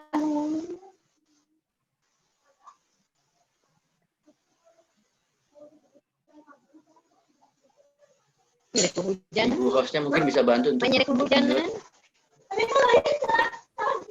Mister yang jadi hostnya Mister, lupa saya tidak itu co-hostnya. Siapa yang hostnya? Mister. Hah? Wah, ini unik ya. Kan bisa share share itu. Saya lupa nggak mijit yang. Oh, harusnya ya. Oh, ya Ya. Ini double job nih ya, presenter sekalian host ya. Tunggu saya. Oke, saya nggak lihat kalau saya host. Ya, sebentar. Oke. Oke, saya lanjutkan ya. Koneksi, jadi kemarin saya juga sudah mengikuti diskusi menarik bahwa guru-guru yang berhasil, guru-guru hebat yang bisa katakanlah berperan aktif di zaman sekarang itu bukan guru-guru yang ikut lomba juara terus, atau guru prestasi, atau guru yang sering ikut seminar, ikut pelatihan, jago di segala bidang. Tapi guru-guru yang dibutuhkan saat ini adalah guru-guru hebat yang memiliki koneksi luas. Jadi hubungannya dengan teori konektivisme. Oke, jadi semakin banyak jaringan yang kita punya, semakin banyak teman yang kita punya di abad ini, di zaman sekarang ini, semakin terbuka wawasan, semakin mudah kita menerima perubahan, karena dengan banyaknya jaringan yang kita miliki itu akan semakin plural, baik segi pemikiran maupun ide, gagasan dan segala macam, dan kita bisa menjadi orang yang open minded. Jadi jiwa kita jiwa yang bisa menerima keterbukaan gitu. Oke, saya lanjutkan. Ini saya singkat sebentar lagi. 5 menit lagi. Jadi tahap persiapannya itu ya disrupt yourself. Ya udah, kalau misalkan ini era disrupsi, ya udah kita juga harus mencoba disrupt, ganggu, harus mencoba keluar dari diri kita, menjadi sesuatu yang menjadi seorang yang berbeda, yang memiliki visi misi, strategi, wawasan yang luas, goals-nya apa. Jadi kita harus disrupt ourselves. Akun sosmed itu penting saat sekarang. Teman-teman yang belum punya akun sosial media, yang minimal punya akun email, kemudian bisa aktif. Kalau bersyukur bisa punya Facebook, Instagram, LinkedIn, dan segala macam. Kemudian mengikuti perkembangan teknologi. Kalau memang niat untuk berubah di era ini, ya tentu harus mengikuti perkembangan teknologi. Tidak perlu hal yang paling rumit, tapi yang kira-kira bisa digunakan di sekolah atau lingkungan kita mengajar. Kemudian peningkatan kompetensi guru atau pengendalian diri. Nah ini banyak sekali. Kalau dilihat di guru pembelajar IG itu banyak sekali, hampir tiap hari, setiap minggu itu ada pelatihan-pelatihan, seminar, webinar, workshop, segala macam, dan itu gratis, lebih banyak yang gratis dan bersertifikat. Kalau Bapak Ibu teman-teman, saya butuh sertifikat segala macam, patokannya jangan cuma karena ingin mendapatkan sertifikat lalu ikut pelatihan, karena sertifikat itu sifatnya hanya sementara, tapi ilmu sifatnya akan mengalir terus. Kemudian setelah meningkatkan kompetensi guru, sudah mempunyai skill, tentukan metode pembelajaran apa yang mau kita bawa, yang mau kita gunakan, kemudian kita tentukan media pembelajaran. Nah, dari perjalanan ini tentunya di saat sekarang perlu ada perubahan-perubahan yang signifikan supaya murid-murid kita itu tidak merasa terkungkung atau stres. Bagaimana caranya? Ya kita harus merubah dari diri kita sendiri, dari pikiran kita sendiri, dari langkah-langkah dan gerakan-gerakan yang kita lakukan. Ini PJJ tentu. Nah ini saya ada survei populer digunakan oleh guru DKI Jakarta. Jadi beberapa aplikasi yang digunakan yang populer ini langsung urutan saya lihat dari seperti Google Classroom, Microsoft Teams, Edmodo ini populer di Jakarta digunakan. Seperti live conference-nya ada Zoom, Teams, Webex, Lorex, Skype, dan aplikasi tambahan seperti Padlet, Qualita, Kahoot, Sparkle, Quizzes, dan segala macam. Ini sebagai bahan referensi aja, barangkali ada yang belum tahu atau barangkali ingin mencoba mempelajari beberapa platform yang belum familiar, silakan saja. Bapak Ibu, di setiap akun medsos saya tadi sudah katakan di awal bahwa saya selalu memberikan tagar bergerak, menggerakkan perubahan yang penting, bergerak menggerakkan maka tercipta perubahan. Kemudian dengan slogan trust and support.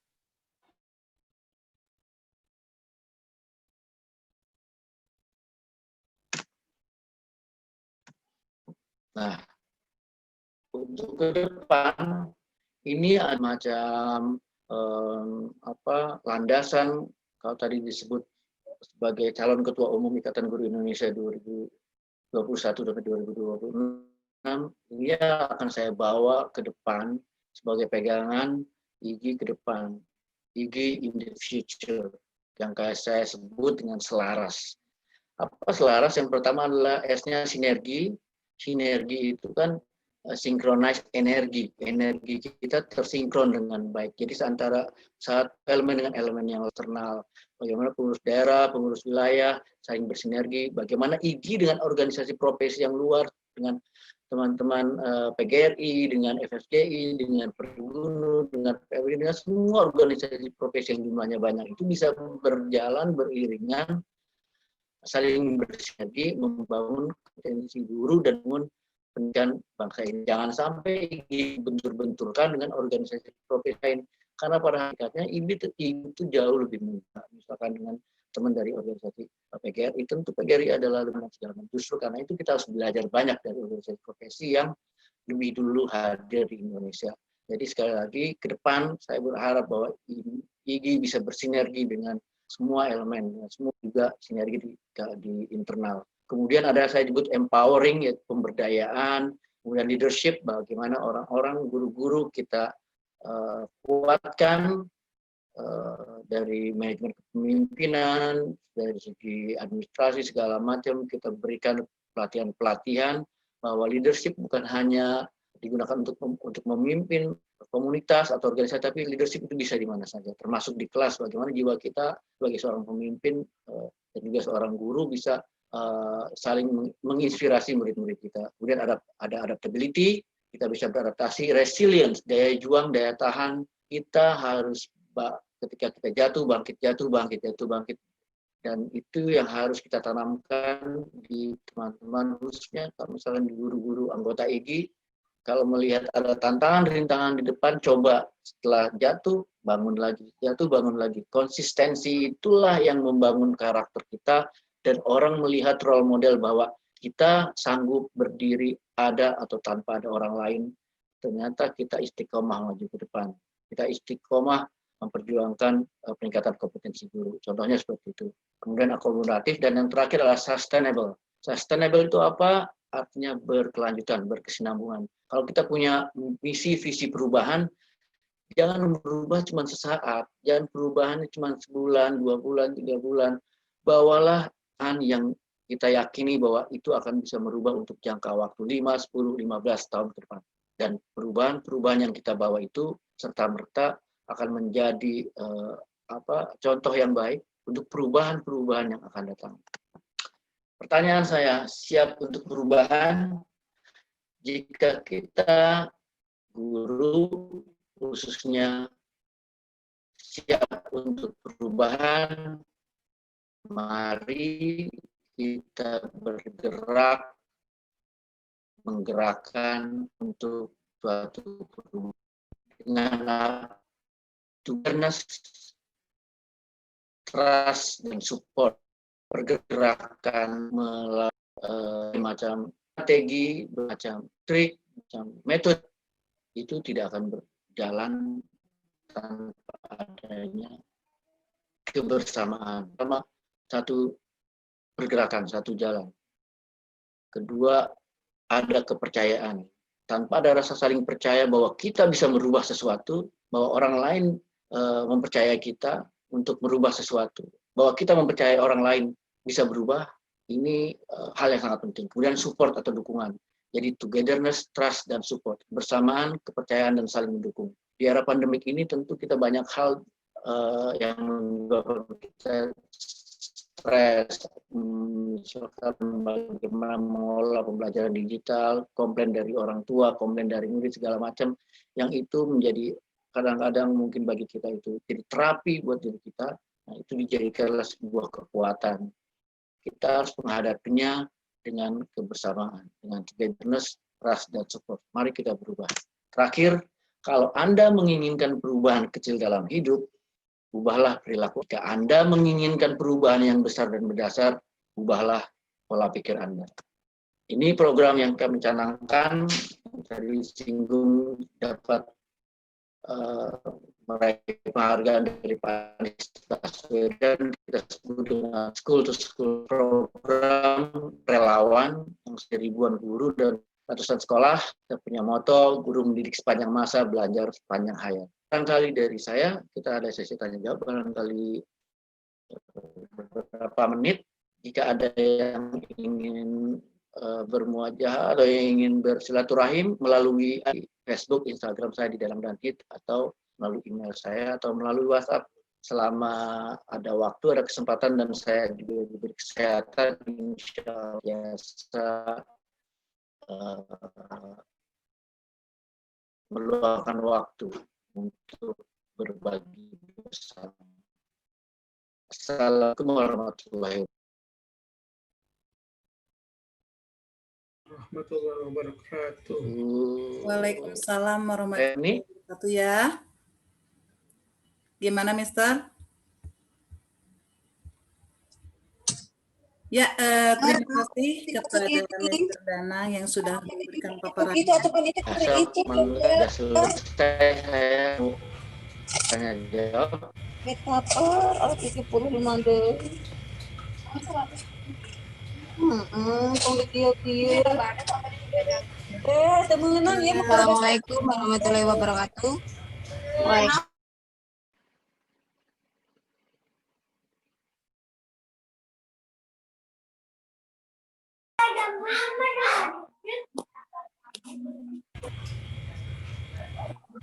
Boleh mikrofonnya dimatikan dulu ya Bapak Ibu supaya lebih terkendali ya. Sekali lagi saya ucapkan terima kasih kepada Mr. Danang yang sudah memberikan paparannya yang begitu luar biasa dan langsung direspon dengan begitu luar biasa di kolom chatroom. Saya ingin berubah, saya mau berubah, luar biasa. Dan ada beberapa pertanyaan yang sudah mampir di chatroom. Ini yang pertama datang tadi dari Kalimantan ya, Mr. Danang. Alhamdulillah ini yang hadir di sini bukan dari Cianjur dan Jawa Barat saja, tapi di Nusantara. Ada yang dari Kalimantan, Probolinggo, Yogyakarta, Papua, Bengkulu. Banyak sekali, alhamdulillah ya. Ini perwakilan dari Kalimantan tadi yang pertama masuk itu akan saya bacakan untuk 3 penanya dulu ya, karena waktunya juga terbatas dan Mr. Danangnya juga kasihan ya, sudah lelah gitu. Pertama dari Pak Bambang dari Kalimantan Timur, bagaimana cara menghadapi tantangan revolusi industri 4.0? Itu dari Kalimantan Timur. Selanjutnya mana ya tertumpuk itu?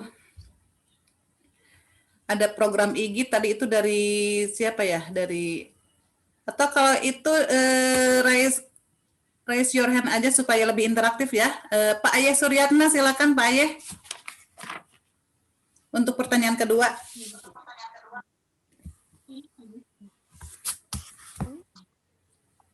Kan tadi aku yang Pak Ayeh. Di situ ada fotonya, tapi namanya Pak Ayeh. Aku tadi tidak mendengar.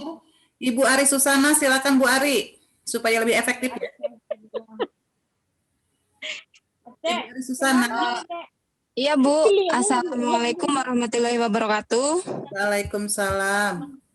Perkenalkan saya Ari Susana dari Kabupaten Bekasi, SMP Negeri 5 Tambun Selatan.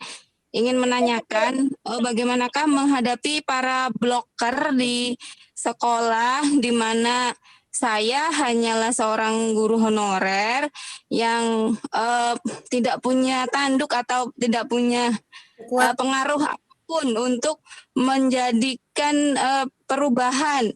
Sementara saya juga dipercaya oleh kepala sekolah menjadi guru penggerak literasi di mana di sekolah sedang marak digaungkan, digembar-gemborkan, tetapi yang menjadi ujung tombaknya adalah guru honorer yang belum mempunyai pengaruh atau istilahnya tanduk senjata untuk memberikan petuah atau memberikan pengaruh kepada yang lain. Dan saya sudah berusaha memberikan contoh gitu untuk sebelum era lockdown itu kan banyak pembiasaan Saya hanya didukung oleh anak-anak murid saja dan yang lain guru-gurunya masih berada di zona nyaman dan belum bergeming gitu. Bagaimana langkah-langkahnya untuk menghadapi situasi seperti ini? Terima kasih kepada Mr. Danang dan Ibu Erni Wardani yang telah memberikan waktu kepada saya. Makasih Bu. Assalamualaikum warahmatullahi wabarakatuh. Waalaikumsalam. Luar biasa ya, memang ini bloker itu di mana-mana penyakitnya hampir sama ya, di setiap sekolah itu memang susah. Jadi nanti kita bisa berbagi bersama Mr. Danangnya bagaimana sih langkah-langkah yang harus kita perbuat supaya menghadapi para bloker di sekolah ya, supaya langkah kita juga tidak terhambat oleh mereka. Apalagi masih ada senioritas ya Bu ya. Selanjutnya yang raise your hand itu Pak Aye. Sudah ada Pak Aye? Pak Aye? Pak Aye belum ya? Silakan yang lain lagi yang mau bertanya langsung supaya interaktif.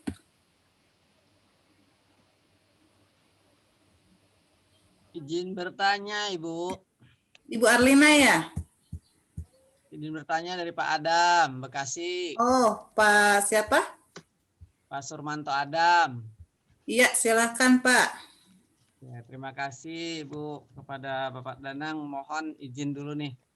Kebetulan IGI ini kan agak berbeda dengan PGRI ya. Nah, tadi sudah disampaikan tentang membangun sinergitas dengan organisasi-organisasi profesi guru yang lain yang mungkin sudah duluan. Pertanyaan saya adalah, contoh konkret seperti apa yang bisa ditawarkan oleh IGI untuk membangun sinergitas dengan induk organisasi profesi lain. Kemudian kita sangat menyayangkan kalau di PGRI mungkin agak berbedanya begini. Induk organisasinya dipimpin oleh seorang yang memiliki jabatan, sementara mereka sendiri tidak memahami apa yang terjadi di lapangan. Nah, apakah IGI akan mengikuti jejak seperti ini atau IGI akan justru melakukan terobosan yang lebih gemilang? Barangkali itu. Terima kasih. Ya, terima kasih Bapak. Bapak siapa tadi itu ya? Pak Surmanto Adam. Pak Adam. Pak Surmanto. Ya, untuk sesi pertama 3 pertanyaan dulu. Pertanyaan yang pertama itu dari Kalimantan Timur yang menanyakan bagaimana sih katanya menghadapi tantangan revolusi industri 4.0 dari Bapak Bambang Ariwibowo. Selanjutnya dari Ibu Ari Susanah ya yang menanyakan tentang kiat-kiat menghadapi bloker di sekolah, dan yang terakhir dari Bapak Sumanto tentang contoh konkret yang bisa ditawarkan IGI untuk bersinergi bersama organisasi yang lain. Silakan Mr. Danang. Ya, terima kasih. Pertanyaannya borongan ya. Pertama dari Pak Bambang Kaltim ini bukan advice ya, cuman sekedar pandangan. Artinya pandangan saya itu bisa salah, bisa benar, tapi saya beranjak dari pengalaman saya dan hasil dari berbagi dengan teman-teman yang lain terkait dengan 4.0 ya. Sebenarnya ada pergeseran sebetulnya kan. Kalau orang bilang revolusi industri 4.0, kemudian kita menyebutnya sudah lagi tantangan pendidikan, era pendidikan di 4.0. Tantangan-tantangan untuk menghadapinya saya rasa tadi sudah saya kupas secara luas, tapi pada hakikatnya adalah keinginan kita untuk berubah, keinginan kita untuk beradaptasi. Yang poinnya ada 3 itu, adaptability, innovation, culture. Jadi tantangan di era industri 4.0 kalau kita di guru era pendidikan 4.0 yang sebagai imbas dari revolusi industri yaitu cuma 3, adaptability, innovation, culture. Kalau mau mudah diingat ya ACI lah. Aku cinta Indonesia. Apa aku cinta Indonesia? Adaptability, culture, innovation. Adaptability yang saya tadi kupas adalah bagaimana kita bisa beradaptasi dengan perubahan-perubahan yang ada. Kemudian innovation, bagaimana kita dengan beradaptasi itu juga bukan cuma beradaptasi bukan menggeser kehidupan kita, tapi juga bagaimana kita bisa menciptakan sesuatu kebaruan, ada sesuatu yang kita tawarkan sehingga di era ini kita bisa menelurkan sesuatu yang baru, unik dan tidak dimiliki orang lain mungkin barangkali itu. Suatu hal yang paling konsep paling mendasar dari bagaimana orang bisa mau tertarik, katakanlah Bapak Ibu ada yang sebagai entrepreneur, sebagai pengusaha. Kalau jual barang yang di sembako, katakanlah itu sudah biasa. Ketika Bapak Ibu di toko sembako menjual sesuatu yang berbeda, orang akan lebih tertarik. Gitu. Jadi sesuatu yang berbeda itulah yang kita cari di zaman ini. Begitupun dengan di dunia pendidikan, ketika sudah banyak katakanlah guru yang menggunakan salah satu platform sudah terbiasa, kita sudah juga menguasai platform itu atau di platform digital itu, kita harus mencari sesuatu yang berbeda dan membuat sesuatu yang berbeda sehingga orang lain akan melihat, oh ini ada perbedaan, ini ada sesuatu yang baru, orang akan terus termotivasi untuk mencari kebaruan dan menimba ilmu dengan sesuatu yang baru. Dan terakhir adalah culture, bagaimana kita juga bisa membudayakan perubahan-perubahan yang ada di era ini. Dan selain itu juga kita mempertahankan budaya. Jadi kita membuat budaya baru sekaligus mempertahankan budaya positif yang sudah. Pertanyaan selanjutnya dari Bu Ari ya, Bu Ari apa Bu Ani? Sana dari Ari dari Bekasi. Tadi disinggung dalam tanda kutip tanduk. Saya nggak punya tanduk nih. Jadi kalau dalam Islam, karena saya Muslim, Fayugoyir kan biadihi dulu. Gitu. Habis biadihi, setelah dengan power, kemudian bilisan dengan kata-kata. Kalau nggak bisa juga Fabikolbi, jadi dengan udah hatinya, udah kita cuma sanggup berdoa. Nah ini juga sama sebetulnya kalau kita melihat konsep ini. Bagaimana pertanyaan gini, bagaimana menghadapi para blockers di sekolah, sementara saya ini nggak punya power lah intinya kayak gitu. Pertama refleksi dulu diri kita. Perubahan-perubahan yang kita bawa ke sekolah itu dibutuhkan nggak di sekolah? Gitu. Jadi harus ada analisis pertama kebutuhan, kedua keinginan, yang ketiga kebersamaan. Kebutuhan sekolah kita butuh perubahan-perubahan yang kita bawa nggak? Ada di suatu daerah, saya nggak perlu menyebut daerah. Tiba-tiba sang guru membawa produk yang sangat asing di sekolah itu. Internet tidak ada jaringan, ya kuota itu sulit. Kemudian membawa produk digital yang baru ke sekolah dan memaksakan untuk melakukan perubahan dengan bekal yang ia bawa. Sementara di sekolahnya belum siap. Itu tidak akan sinkron. Tapi ketika kita mengetahui kebutuhan sekolah apa, namanya juga blockers. Blockers itu selalu kalah dengan hackers. Sisi positifnya adalah ketika kita di zaman sekarang, kita merasa di sekolah kita ada yang blockers, maka kita harus menjadi hackers. Kita harus punya kuncinya dan harus bisa membuka gemboknya dengan kunci yang pas. Ketika kita tergembok, kita membawa kunci yang berbeda. Ketika dimasukkan, kita buka sekuat apapun tidak akan bisa. Ada dua risikonya, gemboknya rusak atau kuncinya rusak. Maka ketika sekolah itu membutuhkan perubahan-perubahan, sesuaikan perubahan yang ada itu yang kita bawa itu dengan perubahan-perubahan yang diinginkan sesuai dengan kebutuhan sekolah. Kita tidak perlu memaksakan bahwa kita masalahnya kita di guru penggerak, kita sudah banyak ilmunya, kita akan menggerakkan sekolah dengan konsep yang kita bawa, perubahan-perubahan yang kita anggap itu bagus banget. Tapi sekolah tidak membutuhkan itu, belum membutuhkan itu, maka kita tidak bisa masuk di jalur itu. Mulailah masuk dari kebutuhan-kebutuhan apa yang diperlukan oleh sekolah. Kuncinya biar pas dulu. Jadi gemboknya bisa kebuka. Yang kedua keinginan. Keinginan itu yang seperti saya tadi bilang, kalau di 8 perubahan kotor itu, keinginan itu menyatunya di coalition itu. Jadi pelan-pelan. Ajak 1 guru, 2 guru, 3 guru. Masa nggak lulu gitu. Setelah kita konsisten, harusnya lulu. Karena kita memiliki keinginan yang sama, dan yang ketiga adalah kebersamaan. Harus dilakukan secara bersama-sama. Kita nggak punya power apa-apa. Gitu. Dan kita nggak bisa langsung merubah secepat kilat sekolah yang kita harapkan langsung bisa berubah baik sesuai dengan keinginan kita. Berubahlah dengan bersama-sama, dengan kebersamaan. Kemudian Pak Adam dari Bekasi, sinergitas PGRI, wah ini udah banyak Pak.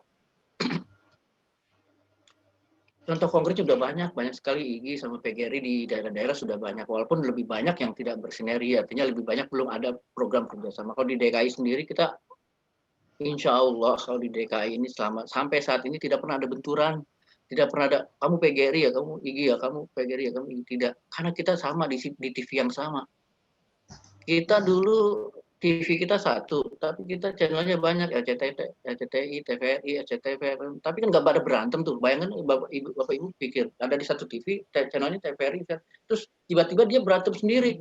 Ini TVRI menggeser RCTI digeser, RCTV di otomatis gitu. Kan enggak, mereka punya saluran sendiri-sendiri. Tinggal penontonnya yang memilih mau yang mana. Gitu. Nah, IGI posisinya sama sejajar dengan organisasi profesi yang lain. Tentunya teman-teman PGRI ada teman-teman yang lebih dulu, lebih senior, lebih banyak pengalaman. Tentu banyak belajar dari teman-teman di PGRI. Tapi dalam perjalanannya, sinergitas perlu, artinya saling mengisi. Kalau IGI memang lebih fokusnya banyak di bagaimana kita meningkatkan kompetensi guru. Karena kita berpikir landasannya adalah dengan meningkatkan kompetensi guru, guru semakin pintar, semakin cerdas, semakin berintegrasi, semakin memiliki dedikasi, maka itu serta-merta akan meningkatkan harkat, derajat, martabat guru-guru. Gitu. Kemudian terobosan apa yang dilakukan oleh IGI? Insya Allah bulan depan. Jadi kemarin baru selesai kita semua organisasi profesi, ada IGI, ada PGRI, ada FSGI, ada semua berkumpul. Rencananya bulan depan ini di Hari Guru Nasional itu insya Allah mohon doanya akan ada nanti yang kita sebut dengan deklarasi organisasi profesi guru. Jadi kita akan memiliki satu kode etik bersama-sama yang dianut oleh guru dan kita memiliki dewan kode etik bersama walaupun channelnya beda-beda. Gitu. Mungkin nanti IGI bagian kompetensi guru, kemudian organisasi ini bagian ini, tapi perannya sama memajukan pendidikan Indonesia. Tapi yang saya bangga adalah bahwa ini kita sudah mendekati pada tahap konsolidasi sehingga insya Allah di Hari Guru Nasional bulan depan itu akan ada deklarasi organisasi profesi. Insya Allah, semoga ini rencananya tidak terhalang atau tidak gagal. Kan kita manusia hanya bisa berencana, Allah juga lah yang menentukan. Barangkali Allah masih mau menguji, udah coba diuji berantem enggak atau saling bersinergi atau enggak, itu kan bisa saja. Tapi kita manusia hanya bisa berusaha.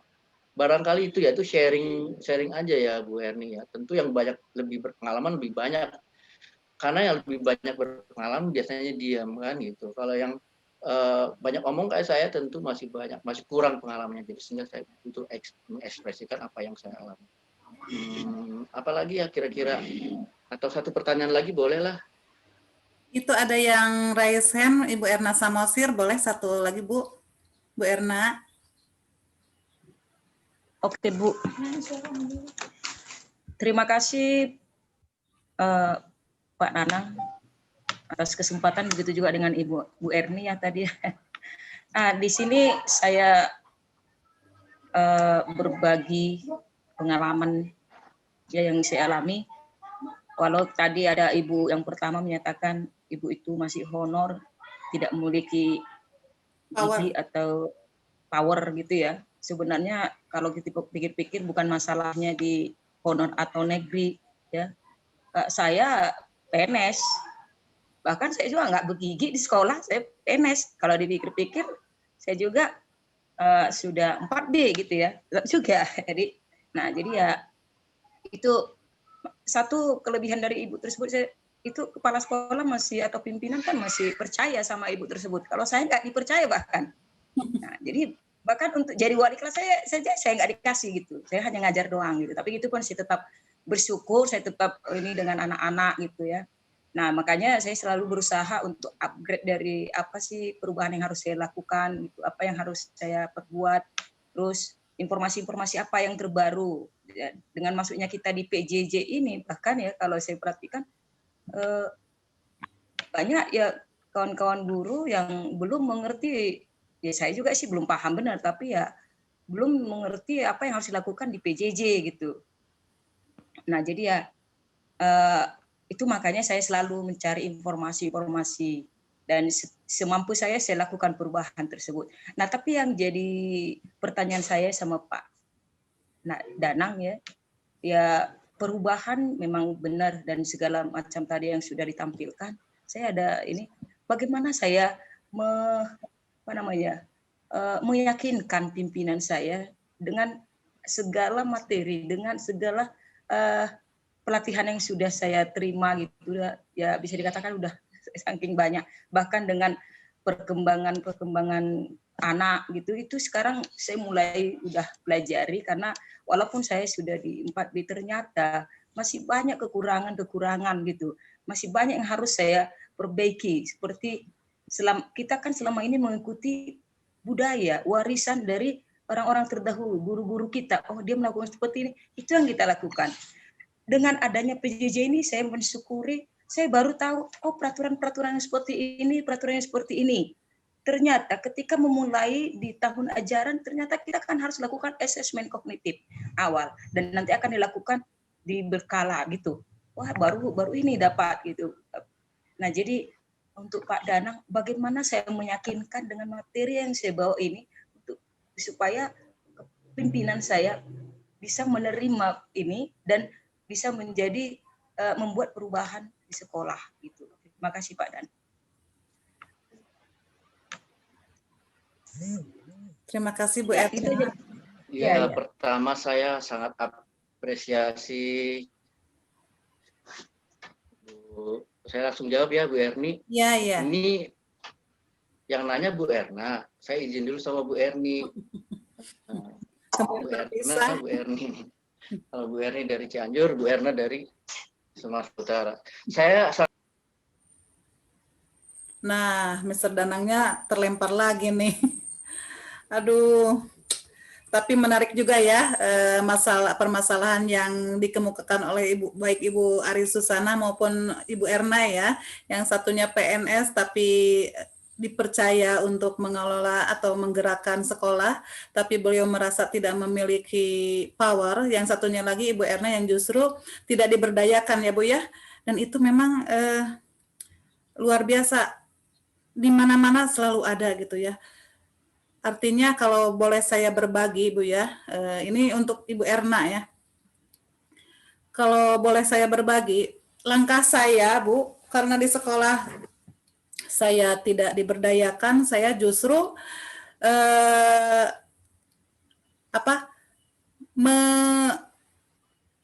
melangkah di luaran Bu Erna ya.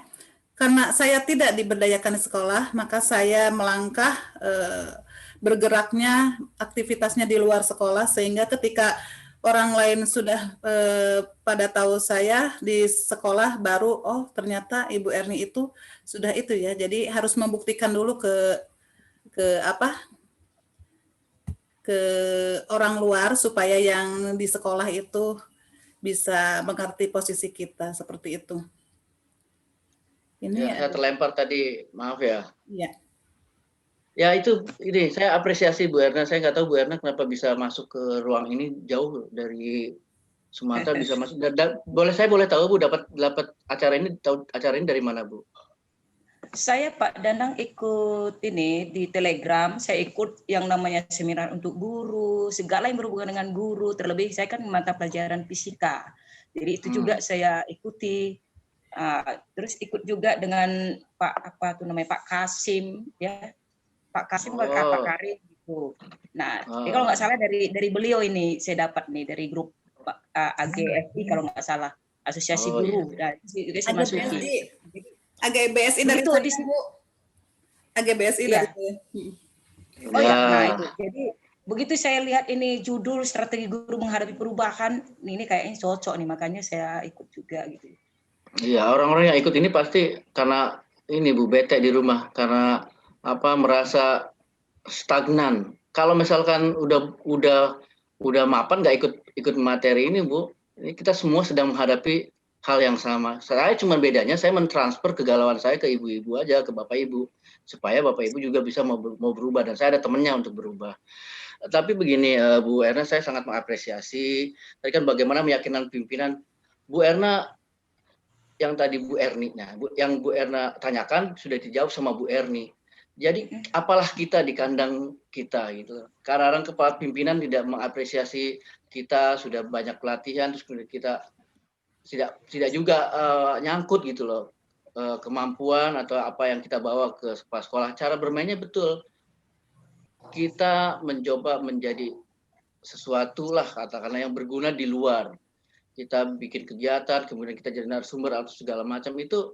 Ketika ada yang menyampaikan, oh ini kok guru di sekolahmu ini kok bisa mengisi materi di sekolah lain ya? Kok kepala sekolah pasti akan kaget, loh kok bisa, kok di sekolah sendiri nggak ngisi gitu? Karena saya panggil lah gitu, Bu Erna dan teman-teman yang lain. Kalau misalkan Bu Erna atau teman-teman yang lain butuh tempat, butuh wadah untuk mengekspresikan diri, untuk membagikan ilmunya dalam bentuk webinar, workshop, atau segala macam, IGI membuka ruang untuk itu. Apalagi IGI DKI Jakarta, kami membuka ruang itu. Kita nyebutnya dengan program sinergi, sinambung berbagi. Dan yang dilatih bisa siapa saja. Jadi Bu Erna, misalkan Bu Erna punya ilmu, habis ikut pelatihan, punya ilmu yang mau dibagikan, tapi di sekolah tidak menerima. Ayo Bu, ikut kita. Nanti Ibu kita ajak keliling. Nggak pakai ongkos, soalnya kan online jadinya. Bisa, tapi nanti keberkahan yang Ibu dapat dari nanti ada kebanggaan tersendiri, kemudian ada nanti feedback, evaluasi dari peserta segala macam, itulah akan membuat diri kita semakin tegar berdiri. Nanti bahkan kalau Bu Erna mau, kalau saya nggak merasa dilihat oleh pimpinan, Bu Erna ikut sama kita di IGI, nanti Ibu Erna siapin materinya apa, nanti saya yang share ke wilayah Ibu di Sumatera Utara, biar ketua wilayah, ketua daerah yang share langsung ke kepala sekolah, biar dia kaget, ini kok guru saya gitu. Nah, itu salah satu ya dobrakan yang kita bawa selama ini. Triknya kayak gitu. Dan itu biasanya itu berhasil di beberapa ada juga kepala sekolah yang bodo amat gitu. Tapi secara nurani dia akan berkata, guru ini memang benar-benar ingin meningkatkan kompetensi guru dan benar-benar konsisten mau melakukan perubahan. Saya pikir itu ya Bu Erni, di sini sudah jam 17.27 ya, kurang 3 menit. Betul, Mister. Alhamdulillah sudah terjawabkan ya, sudah terwakilkan juga. Ini yang dari chatroom juga rata-rata seperti itu pertanyaannya, luar biasa.